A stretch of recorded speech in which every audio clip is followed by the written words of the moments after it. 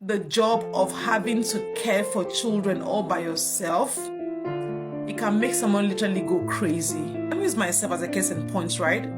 My husband doesn't work in the same city as I live in. He comes and he goes, right? Sometimes we get to see him, let's say every other week, sometimes fortnightly. Sometimes, depending on how much work he has to do, we don't get to see him, say, in a month or so. Now, this is me, who even can get to see him a week or bi-weekly.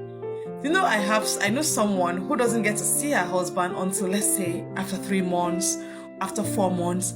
Some even get to see their spouses only once in a year. It is difficult. Parenting alone, like having to raise your children alone because of the circumstances that you find yourself in, can be difficult. Sometimes you just want the opinion of your partner. Sometimes you just want the kids to give you space. It's okay. Don't feel guilty about it. Don't feel as though you're doing something wrong or you're a bad mom. It's just okay sometimes to feel like you want to be all by yourself. You want to be alone. You just want to breathe. But you are not guaranteed of this luxury, especially when you don't have a spouse who is readily always available because of probably the nature of his job or something like that. Well done. Having to raise kids alone is work. It's big work. And I'm rooting for you and I appreciate you. You're doing a fantastic job. However, don't give the devil a chance. Now, I don't believe that a lot of women who face this reality have the tendency to get it wrong at some point. You want to be a very loving mother. You want to be a good listener. You want to be able to be present for your children. You're listening to them when they're having their siblings rivalry. You're settling their fights. You're the judge. You're praying over them in the middle of the night. You're caring for them when they're ill. You're, doing school projects together with them. You're doing home fun. You're having your family time together. You're creating time for bonding, for family tradition, for memories. You're trying to be a total mom. You want to be that mom that your children will look up to and say, my mom is my role model. You want to be that. However, sometimes you feel overwhelmed. Sometimes you feel like you're not doing enough. Sometimes you feel you're stuck. Sometimes you feel guilty.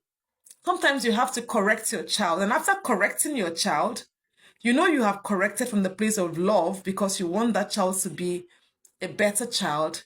You go back into yourself and you're questioning, did I do something wrong? Did I get it wrong? Did I correct this child the proper way?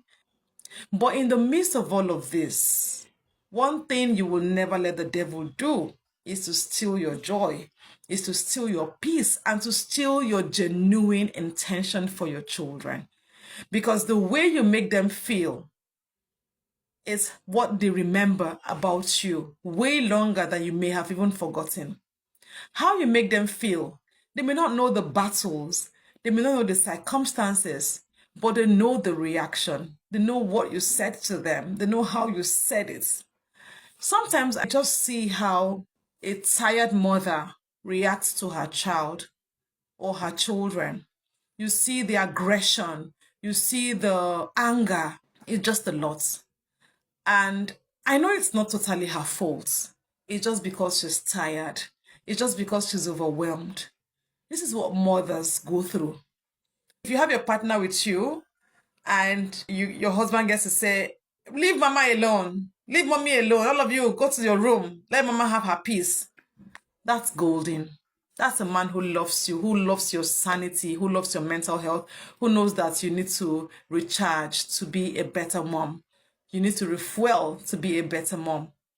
So don't feel guilty. But one take home from this video is, in the midst of all of this, don't let the devil make you the person that you are not. You're not a bad mom. You're not an aggressive mom. You're not an angry mom. You're only a tired mom, an overwhelmed mom. You can walk around this. Get a schedule, get a structure for your life. Like write down literally your to-dos. Ensure that your children are carried along. Give them responsibilities. Engage them, depending on the age grades of your children. But I would like to believe that from age 6, 7, 8, and above, your children should be able to get involved in one or two things. Some of them can shower by themselves or brush their teeth by themselves, at least with little supervision, you know. Some of them can feed themselves at this age. If you have older children, say 9, 10, they can begin to do dishes, they can wash plates. And by all means, if you can, get help. If you need somebody externally to come live with you, just so that you get yourself to the best shape of your life. Because you matter. You know, you want to live to see these children become great, become what God wants them to be. You want to live to eat the fruits of your labors, right? You also want to live to make them happy so that when they look back in time, they'll say, yes, you were an amazing mom. You were there for us, you know, and all of that. Let the children understand while their father is absent. Get them involved. Let them know that their father is absent for the right reason. You know, find ways for them to connect with their father, even if he's away. Let them know that their father is not around because of genuine reasons like work, because he has to work to cater for the home. He has to work to send them to school. He has to work to put food on the table. Let them know. And as much as you can, create time for bonding. Let them check on their father. Let them connect with him even though he's away. I just hope that you understand the power you have. And the devil is trying to take that from you. And that power you have is the right connection with your children. The moment you get it right, the devil is handicapped. But the moment you struggle with that, the moment you lose it, and your children see you as, you know, a paranoid mom, always angry mom, she's not always patient, she's always shouting and screaming. That's a bad mindset. That's a bad way, you know, for our children to see us. They don't see the struggles much because they don't know, they don't fully understand. Of course, the children will always be children. But then, fight this with everything you have. Find a structure that works. Find help. Get help. You know, organize your life. Sometimes it's in the midst of disorganization that you get really paranoid. When you have to do A, B, C, and they're not done, the children are hungry, the food is not ready, you need to go to the markets, you need to do X, Y, Z, they're calling you at the office, then your life feels like chaos. I believe it's not what you want for yourself. You know, so give your life a structure, give your life an organization, plan ahead if you have to, so much that your family would enjoy, your children will enjoy your best self, your best side. They wouldn't always see the other side of you that you're not even proud of. You're beautiful, you're an amazing mom, and I know that you're going to keep getting better because we live for our children, right? Literally, we live for ourselves, but then the moment you begin to have children, you just see yourself living for these ones. So I pray that God helps you, and I pray that He gives you the strength to continue to be the best version of a mom that you've always wanted.